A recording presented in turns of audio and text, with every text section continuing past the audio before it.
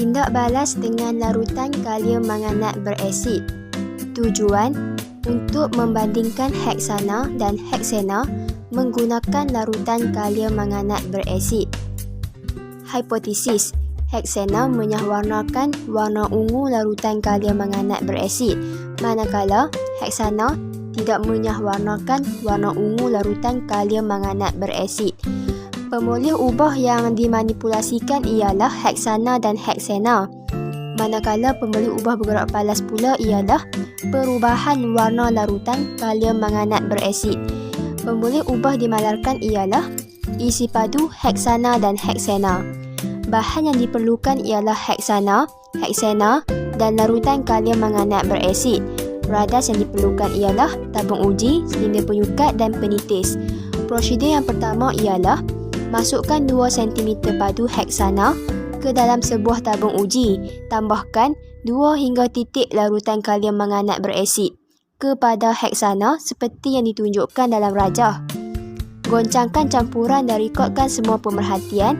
Ulangi langkah 1 hingga 4 menggunakan heksana bagi menggantikan heksana. Pemerhatian yang diperoleh setelah eksperimen dijalankan: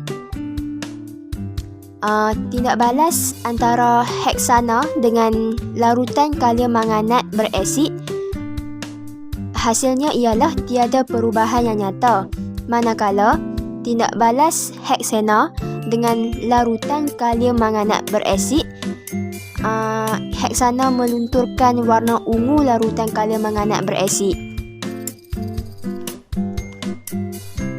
Perbincangan 1A. Berdasarkan pemerhatian anda, bandingkan kejelagaan nyalaan heksana dan heksana. Jawapannya ialah heksana terbakar dengan lebih berjelaga berbanding heksana. 1B. Hitungkan peratus jisim karbon per molekul bagi heksana dan heksana. Bagi heksana, peratus karbon dia, ambil JAR bagi karbon, perkan dengan JAR bagi heksana tu dan darabkan dengan 100%, jawapannya akan dapat 83.72%. Begitu juga dengan heksana. Untuk soalan 1C, nyatakan hubungan antara peratus karbon mengikut jisim per molekul dalam heksana dan heksana dengan kejelagaan nyalaan. Semakin tinggi peratus jisim karbon per molekul, semakin berjelaga nyalaan. 2A. Cadangkan 2 reagen yang dapat digunakan untuk membezakan heksana dan heksana. Terangkan jawapan anda. Okey, reagen yang boleh kita gunakan ialah larutan kalium manganat berasid dan air bromin. Heksana, dia tak menyahwarnakan warna perang air bromin tu, tetapi heksana menyahwarnakan perang air bromin.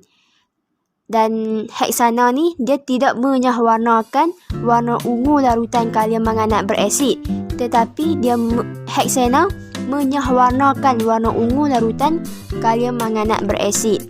2B.